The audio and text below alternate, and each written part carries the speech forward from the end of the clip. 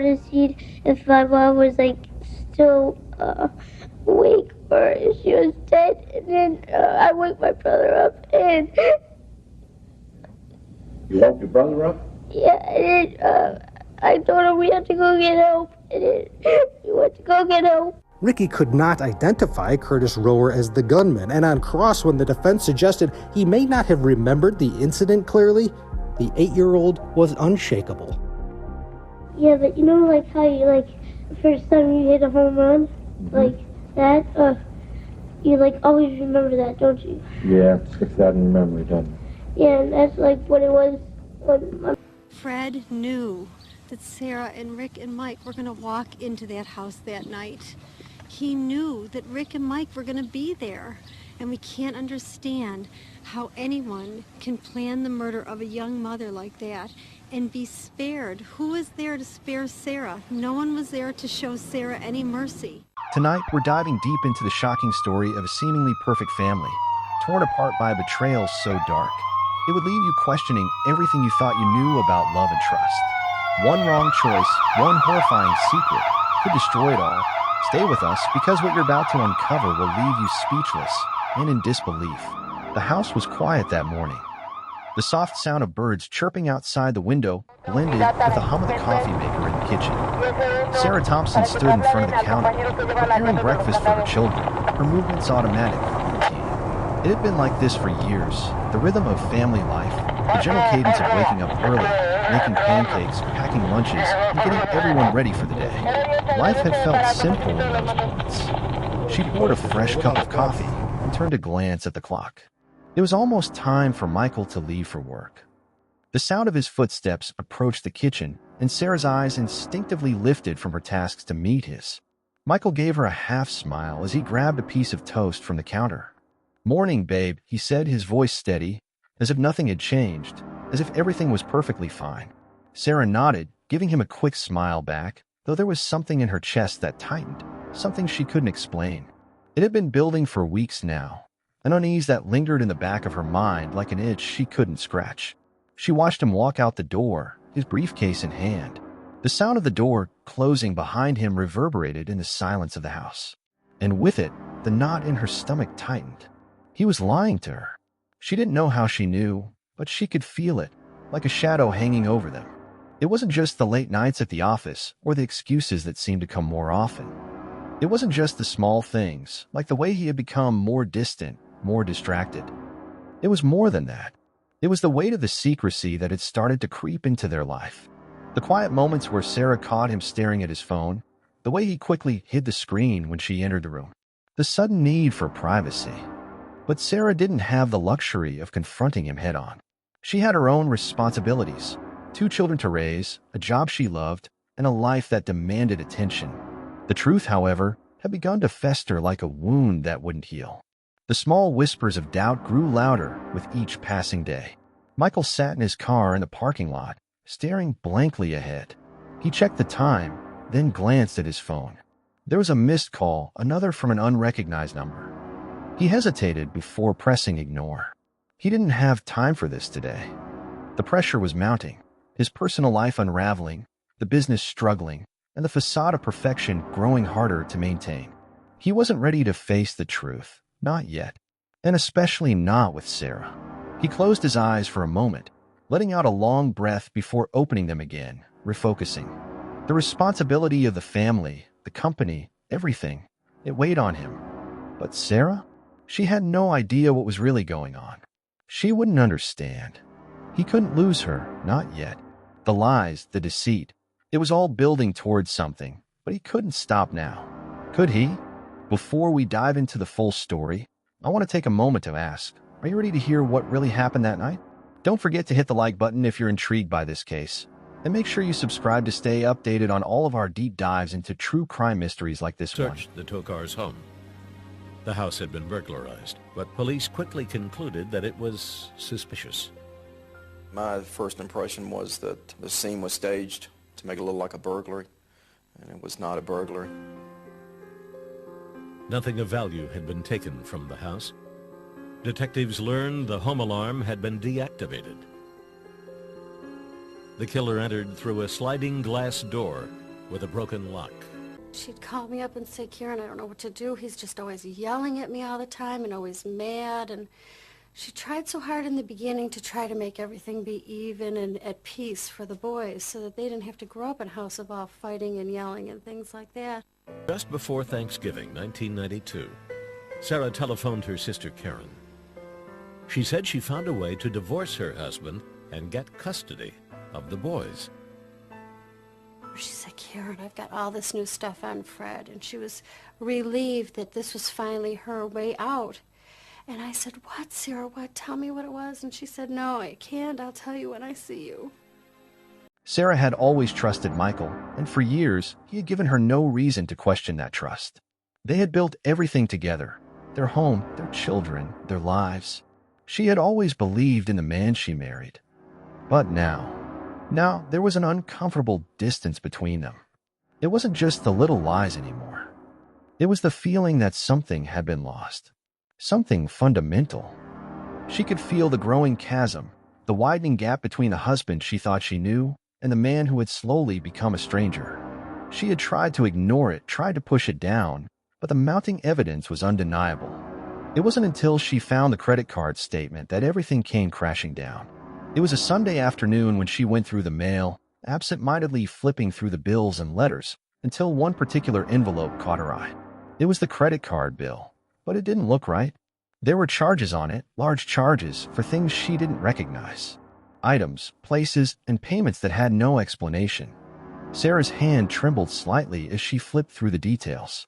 A dinner at an expensive restaurant. A boutique she had never heard of. And there it was, a hotel reservation in a city she knew Michael had never mentioned. Her heart began to race. She knew there had to be an explanation. Michael must have made a mistake. It couldn't be what she was thinking. But deep down, she already knew. It was the truth she had been avoiding. Her mind spun with thoughts she couldn't shut off. Why hadn't he mentioned this? Why hadn't he told her? She had always trusted him.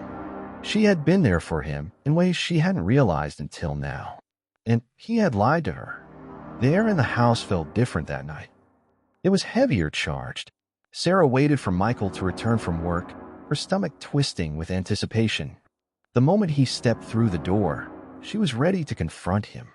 She needed answers, needed him to explain himself, to tell her why everything felt wrong. He didn't notice her at first, as he hung his coat in the hallway and dropped his keys in the bowl by the door. Sarah stood in the living room, her heart pounding in her chest, the credit card statement clenched tightly in her hand. Michael, she said, her voice calm, almost too calm. We need to talk. He turned slowly, his expression unreadable. There was a flicker in his eyes, a brief flash of something, guilt, maybe, or fear, but it was gone too quickly for Sarah to pin down. What's going on? He asked, though the edge in his voice betrayed his feigned nonchalance. Sarah held up the credit card statement, her fingers gripping the paper tightly. What's this? She asked, her voice tight with emotion. What's all this? Michael's eyes flicked to the statement and then back to her. For a moment, he didn't say anything. Then he sighed, stepping closer. It's nothing, Sarah. Just some personal stuff. Don't worry about it. Personal stuff? Sarah repeated, her voice rising slightly. Michael, you've been acting strange for weeks. And now this. She held the paper out to him, her hand trembling. Who's the hotel reservation for? Who's the restaurant charge for? Michael paused, his face falling. He opened his mouth, then closed it. He looked down, his jaw tight. It's not what you think, he finally said, his voice strained. I didn't want to hurt you. Hurt me. Sarah repeated, her voice shaking now, a mixture of disbelief and frustration. Michael, you didn't want to hurt me. You've already done that. You've been lying to me for weeks. I can feel it. Everything's been off. The late nights, the secrecy, the distance. What else am I supposed to think? Based on tips from the public, police had solved one part of the mystery, the identity of the gunman.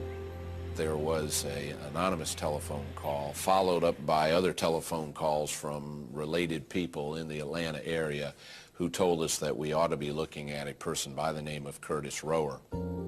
22-year-old Curtis Rower was a drug addict and small-time dealer. He had bragged about the murder to some friends who called police. When he was picked up, Rower confessed immediately. The truth hung in the air between them, thick and suffocating. Michael remained silent, his face pale. Sarah could see the guilt written all over him, but he didn't speak. His silence was more damning than any words he could have said. "I need the truth, Michael," she whispered. "Who were you really?" At that moment, Sarah realized that the man she had loved, the man she had built a life with, was no longer the same person. The truth had been buried beneath layers of lies, and now it was coming to light piece by piece. The perfect family, the happy home, it was all a facade. Michael's head hung low as he finally spoke, his voice barely above a whisper. "I've been seeing someone else." The words hit Sarah like a slap to the face. She blinked, unsure if she had heard him correctly. "What? I didn't want to hurt you."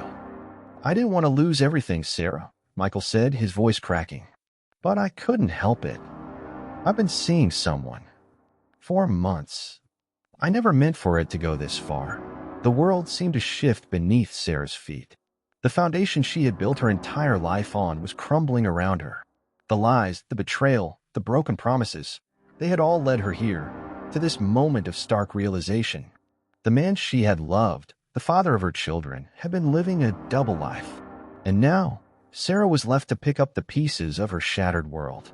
Sarah sat alone in the living room after Michael left. The house was empty now, the silence deafening. The realization that everything she had believed in was a lie hit her with full force. She had been so sure, so certain that their life was perfect, that their family was untouchable. But now she saw the truth for what it was. A carefully constructed illusion, built on deception. As the night grew darker, Sarah's thoughts raced. What was she supposed to do now? Could she forgive him? Could she even look at him the same way again? Her mind was filled with questions, and yet one thing was certain. The life she had known was gone, and she had to rebuild on her own. The story of Sarah and Michael's marriage was no longer just a story of love. It was a story of betrayal, of secrets that had been buried for too long, and of a woman who had to find the strength to move forward, even when the truth had shattered everything she had believed in. This case isn't just about the lives lost. It's about the terrifying secrets that led to a family's destruction. Keep watching, because the truth behind this case will leave you questioning everything you thought you knew about the darkness hidden within us all. The days after the confrontation felt like a fog to Sarah. She went through the motions of her daily life, taking care of the kids, going to work, and pretending everything was fine. But the cracks in her marriage were too wide now to ignore. Michael's betrayal had pierced deeper than she ever thought possible, and she felt the weight of it every waking moment. Every smile she gave her children, every conversation at work, felt like a mask she was forced to wear. And behind that mask, there was nothing but emptiness. The guilt was suffocating. Every time she looked into Michael's eyes, all she saw was the man who had broken her heart. She could no longer see the man who had once made her laugh, the man who had promised to love her forever.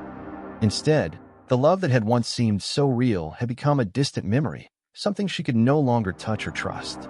As Sarah sat at the kitchen table one evening, staring blankly at the family photos on the wall, she couldn't help but wonder, how had she missed it? How had she not seen the signs? Michael's affair was the final revelation, but there had been so much more that Sarah had turned a blind eye to. His growing distance, his late nights at work, his guarded phone.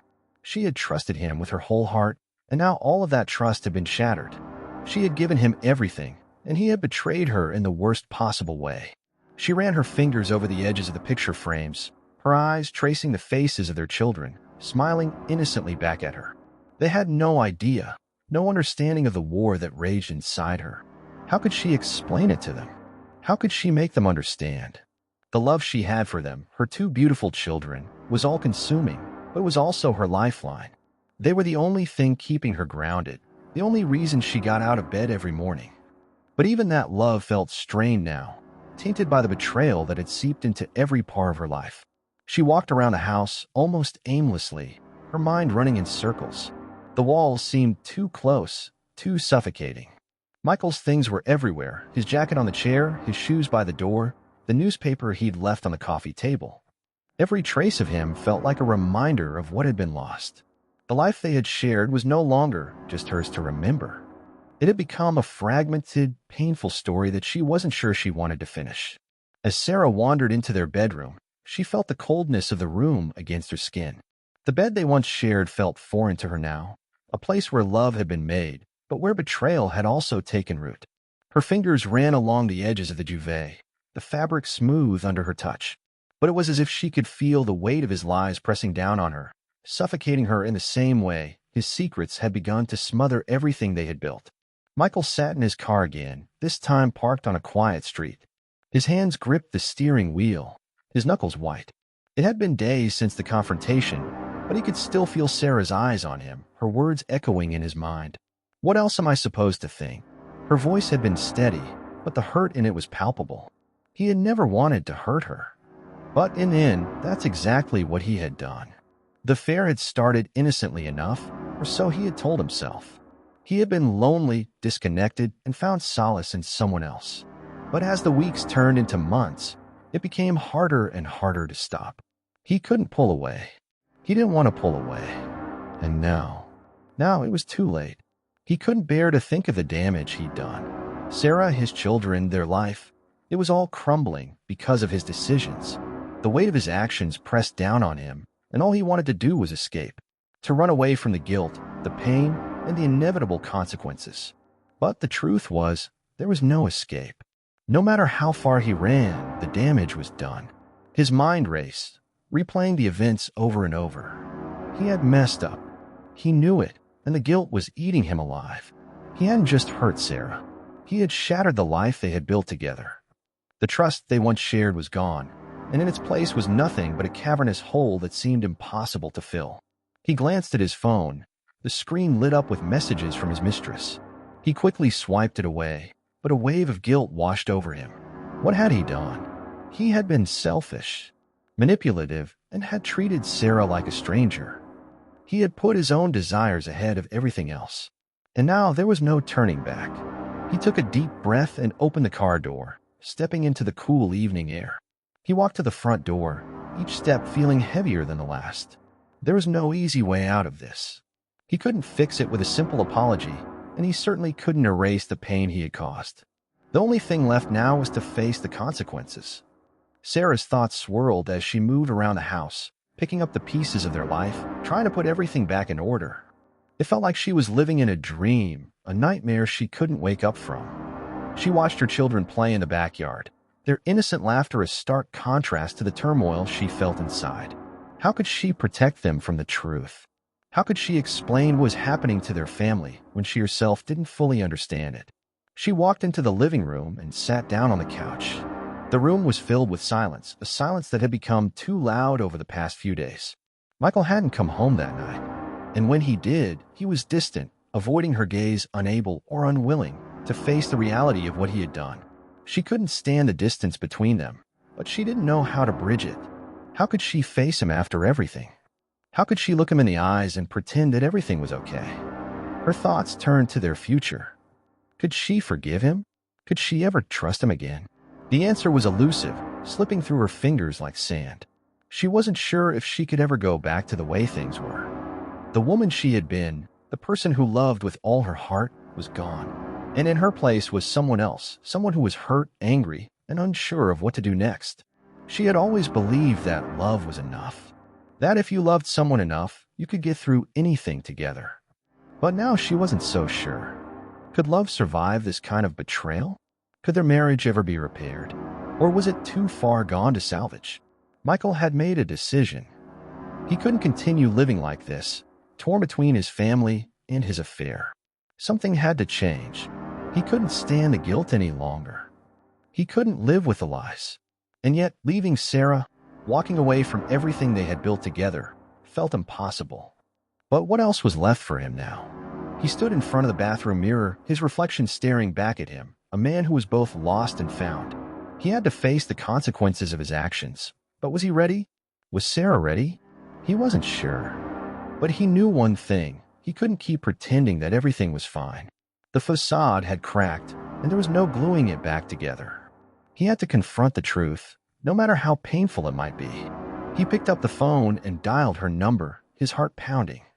When she answered, her voice was cold, distant. "I need to talk to you," he said, his words heavy with regret. Sarah's response was barely a whisper. "What is there to say, Michael?" He exhaled, the weight of his guilt pressing down on him. I don't know where we go from here, but I want to fix this. I want to try. Let me pause right here. If you find this case as unsettling and compelling as we do, make sure to hit that like button. It helps us reach more viewers who are passionate about true crime. And if you haven't already, subscribe now so you don't miss the next chapter of this shocking story. Sarah stood in front of the door, her heart racing. She had agreed to talk to Michael, but now that the moment was here, she wasn't sure she was ready. What would he say? What could he possibly say that would change anything? She had spent the last few days trying to process everything, but the more she thought about it, the more she realized that the hurt ran deeper than she had imagined. Michael's betrayal was only the surface. There were layers of lies, secrets, and broken promises beneath it all. And now, standing here, Sarah realized that even if Michael was sorry, even if he begged for forgiveness, she wasn't sure she could ever go back to the way things were. She opened the door slowly, her gaze meeting his. There was something in his eyes, a mix of fear and hope, but Sarah wasn't sure it was enough. I don't know how we got here, Michael, she said quietly, her voice steady despite the turmoil inside. But I don't know how we move forward either. Michael took a step toward her, his hand reaching out. I'll do whatever it takes, Sarah. I swear. But Sarah didn't move. She stood there, rooted to the spot, the weight of her decision pressing down on her. I don't know if I can forgive you, she said softly, her voice trembling for the first time. And I don't know if I want to. As the door closed behind Michael, Sarah sat down in the living room, her heart heavy with the weight of what had just transpired. The man she had loved, the father of her children, was standing on the other side of that door. And yet, she couldn't reach him. Couldn't find a way back to the woman she had been before the betrayal. She didn't know what would come next. She didn't know if there was a future for them anymore. The love she once had for Michael felt like a distant memory, something she could no longer hold on to. But one thing was clear, she couldn't keep pretending. The truth had come to light, and it had shattered everything. The lies had caught up with them both, and now Sarah was left to pick up the pieces of her heart and her family. The moment the door closed behind him, Michael could feel the weight of it all pressing down on him. The harsh reality of his situation gripped him like a vice, and he could feel the air in the room grow colder. The conversation had been necessary, but it also marked the beginning of an irreversible divide. Sarah's words echoed in his mind, each one cutting deeper than the last. I don't know if I can forgive you. I don't know if I want to. He had spent years building this life with her children. Now, in one single disastrous mistake, he had destroyed it all. His affair had been the tipping point, but it wasn't just the infidelity. It was the lies, the manipulation, the years of small betrayals he hadn't even noticed until it was too late. His mind was spinning, and as he walked down the hallway, each step felt like an attempt to outrun his own guilt. But there was no escaping this. The sound of his footsteps echoed throughout the house as if mocking his desperate attempt to flee the consequences of his actions. His home, once a sanctuary filled with laughter, memories, and shared dreams, now felt like a prison. The walls seemed to close in on him with every passing second, and for the first time, Michael truly felt the weight of his decisions. Every corner of the house bore the remnants of a life that was rapidly falling apart. As he stepped outside, he paused for a moment. The chill of the night air hit him sharply, but it did little to clear the fog that clouded his mind. The streetlights cast long, harsh shadows across the driveway, making the world outside seem as bleak and uncertain as the one inside his mind. He couldn't bear to look back at the house, but he couldn't shake the image of Sarah's face. That fragile, conflicted expression haunted him. She had every right to feel betrayed. He could see it in her eyes, disappointment, heartbreak, and a deep, unresolved anger. Michael reached his car, but instead of climbing in, he stood there, staring at the headlights, feeling the weight of his decisions press down on him like a 1,000-pound weight. His hand gripped the door handle, but it was as if his body was frozen, unwilling to face the consequences of what he had done. He had been a fool, and he knew it. The love he had taken for granted, the life he had almost ruined, he was facing the destruction of everything that had ever mattered. If this case has made you think, made you reflect on your own relationships, and made you realize just how important it is to be aware of the signs of abuse, then please don't hesitate to share this video. Let's keep the conversation going, and let's continue to raise awareness about the realities of domestic violence. Make sure to hit that like button, and subscribe to our channel for more true crime stories that will keep you on the edge of your seat. Your support helps us reach more people and shed light on important issues. Thanks for being here, and remember to always stay vigilant. We've uncovered the twisted truths, the chilling lies, and the dark motivations behind this horrific crime. But this story is far from over. As we peel back the layers, one shocking revelation after another comes to light, each more disturbing than the last. Who can we trust? Who's really behind the lies? And what happens when the truth finally breaks free? What you've seen so far is only the beginning. The most terrifying part of this story is still to come. Don't miss the next part of this true crime, unbelievable, surprising documentary. It's a revelation you won't see coming. Subscribe, hit the bell, and prepare yourself. The truth is far darker than you ever imagined.